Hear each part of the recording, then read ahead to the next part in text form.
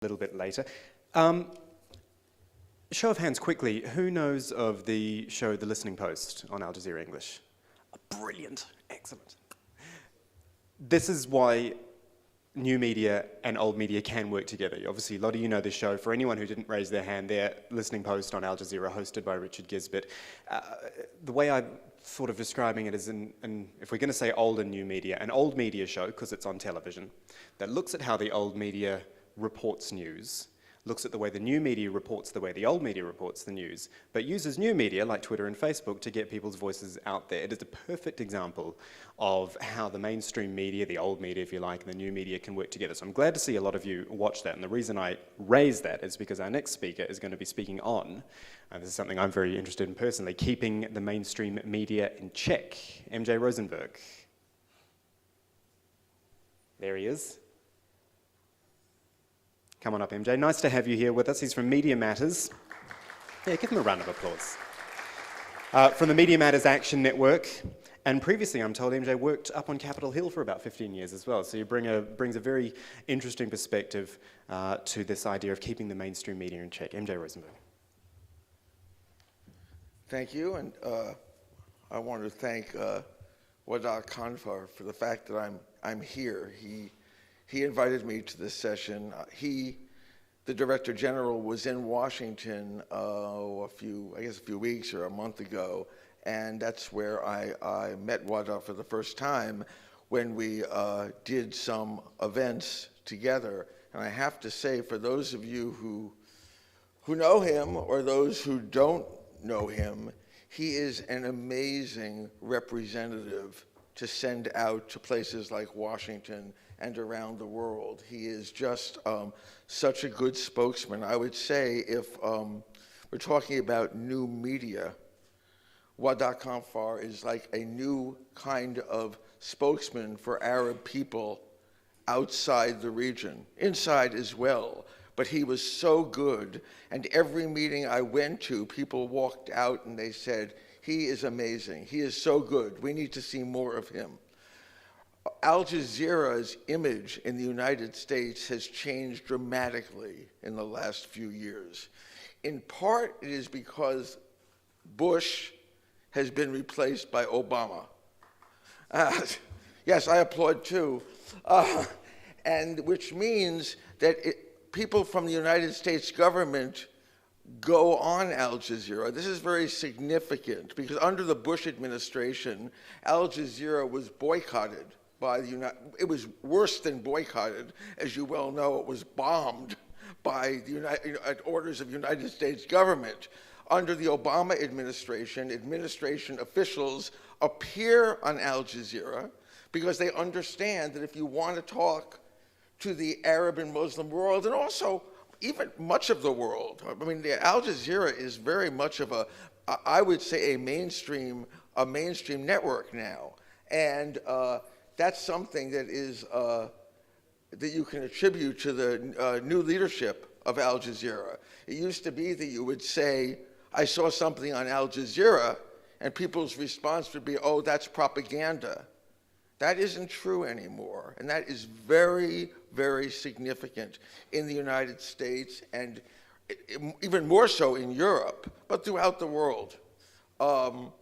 Actually, I had a conversation with an Israeli who told me that Israel has blocked CNN from their cable packages.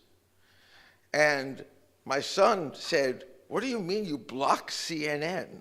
She said, well, the government decided that CNN is anti-Israel, so we have Fox instead. So my son said, that's not what kind of real country blocks a network because you disagree with it? So she said, but we have Al Jazeera. Now that is, I thought that, which just shows that everywhere in the world, people are watching Al Jazeera because they know it's going to be, one, it's factual, it has footage, it has pictures that we are not essentially allowed to see in the United States, that the networks don't allow, of what's going on in Iraq, what's going on in Afghanistan. Our media, our mainstream media in the United States, do not show pictures of what the wars in the Middle East are like. They don't do it. So Americans don't know. They really don't have a real image of what's happening. They have very little image of what's going on in the Middle East.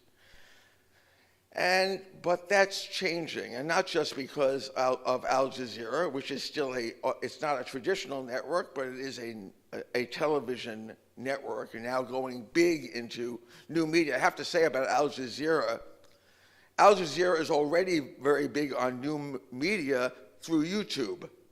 Every major story in Al Jazeera is on YouTube, and hundreds or thousands or millions of people see it. And that, for some, like in the United States, that might be the only way you'll see it, because they don't carry Al Jazeera on the regular cable. I want to talk specifically in this. Let me just say for the record, because I am representing my organization, which is called Media Matters for America. Media Matters was set up in 2004, largely with the assistance of Bill and Hillary Clinton and some very wealthy friends of theirs who were so upset by what the mainstream media did to John Kerry in the 2004 election. You know, the media, the traditional media allowed John Kerry, who was a war hero, to be portrayed as a draft dodger. The media didn't feel like it was their business to correct these things. So the Republicans could just say, he was a coward, he didn't fight. It's an interesting approach they took. John Kerry's greatest strength was that he was a war hero and was decorated as a soldier. But the Republicans went after him and said, no, he's not. And they had all these people who came to lie and say John Kerry was a coward. And the media was neutral. So on the one side, there was the United States government and all the military records that showed that John Kerry was a hero. And on the other were a bunch of liars who made up stories and said he wasn't a hero, he was just looking out for himself. And the media said, well, we can't decide. So most Americans, I think, by the end of the election, thought that John Kerry was not a hero, but a coward. I can't imagine what that must feel like if you're someone that's done to. Incidentally, it is worth saying that with John McCain, who was not anything like the hero that John Kerry was, the media always called him military hero John McCain. I mean, so in other words, Media Matters, my organization, was established after the 2004 election to send out the information to bloggers, to the media itself, and to continue to challenge them on their lies. And we are now a very big organization. I would say it's around 120 staff people. Like most places in Washington, everyone there is 24 years old, except me. Brilliant young people and brilliant technology. Every single thing that is on television, on any station, is being taped at Media Matters 24 hours a day, 365 days a year.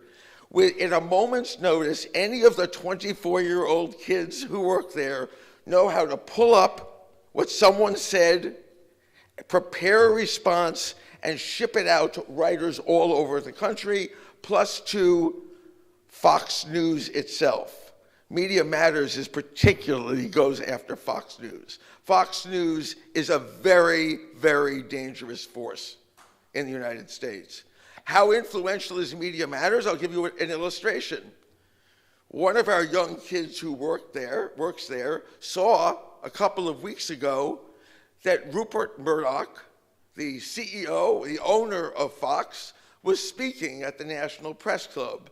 So this young man from Media Matters snuck into the meeting, and when Rupert Murdoch asked for questions, he said, and he's referring here to Sean Hannity, who is one of the biggest right-wing liars on Fox News, and Ari says to Rupert Murdoch, what do you think about the fact that Sean Hannity is going to all these right-wing Republican events?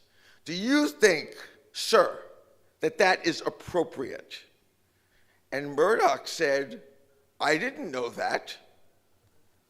And so this young man said, well, what are you going to do about it? And Murdoch said, I will do something. The very next day's New York Times on page 1 was Fox bans Sean Hannity from going to Republican events. And it said, following a question by Media Matters, Fox News has made the decision that its reporters cannot participate in Republican events. This is very significant. This is because we're watching them. And not just us. I mean, there's a whole blogosphere, all these people who are working on the internet doing that. Now I want to shift for just one, probably for the remainder of my talk, and because I may talk too much, someone has to give me a signal to shut up when the time comes, because I can get very animated about the subject. And the subject is the Israeli-Palestinian issue. I would say that there is no issue on which the development of new media has had such a strong effect as is on the Palestinian-Israeli conflict. I am 62 years old, and I have been working on the Israel-Palestinian conflict on Capitol Hill, in different places around Washington, for almost 40 years. Until the coming of new media, you were not allowed to criticize Israel without paying a price with your career. This, you could do it. You could do it. But if you did it, you might lose your job, you might not get your next job. It was very risky not to take the Israeli side 100%. This is the way it was. When I was much younger, before I got smart, I worked at AIPAC, the lobby. I worked there for 4 years. I wasn't there as a spy on them. I believed in what they were doing then. I know how they operate. They compile lists, and every time anyone would say something they don't like, they would call their editor, their boss. They would make sure the advertisers complained. They were able to control the debate so that an occupation was not viewed as an occupation, that the occupation is viewed as just something Israel has to do for its security. 99% of the American people, up till now, believe that the only reason that the Palestinians are angry is because they hate Jews.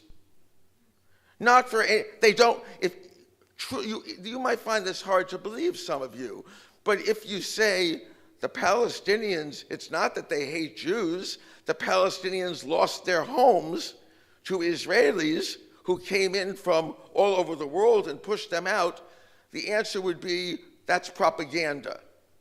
Not history, propaganda. And it's worked for 60 years.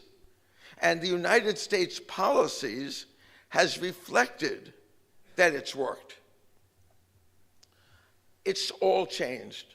It's all changed. And I can tell you, coming back from Washington and still working on this issue all the time, that the change has been produced in large part by new media, by the fact that the most young people, and by young, I'm not even sure what I mean by young. I almost mean anyone who's on the internet. Because if, a 25-year-old who only gets their news from CBS is old. An 85-year-old, like my mother, who gets her news from the internet is young. And they read people like, I give an example, the most important blogger in America is Andrew Sullivan. Andrew Sullivan was one of the first, and he has millions of readers a day. He has always been pro-Israel. He has always said just what the lobby would have wanted him to say until the Gaza war. When he saw what happened in Gaza, Andrew Sullivan switched and started talking about what Israel has done to the Palestinians. Oh, and there's yelling, and people are calling him names. The New Republic, which he used to be the editor of the New Republic, it's very much of a right-wing Jewish publication, quite respected. They thought they would destroy Andrew Sullivan by saying that he has switched on Israel because he is an anti-Semite. They flat out, they said he's an anti-Semite who is against the Jews.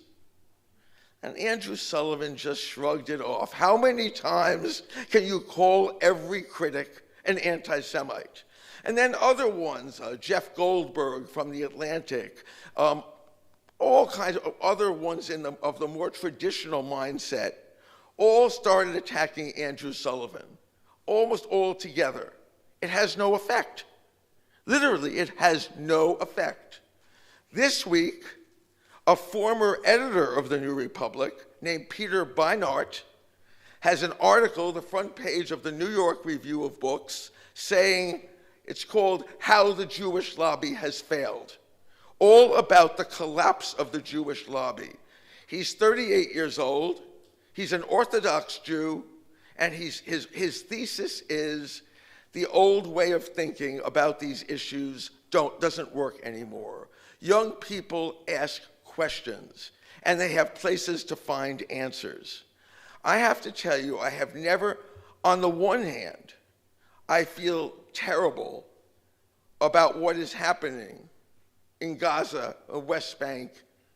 On the other hand, I think there will be an end to it because the lies aren't working anymore, and because we have a president named Barack Obama, who, when you watch him, and sometimes you might be disappointed with things he does, and say, well, why isn't he doing more?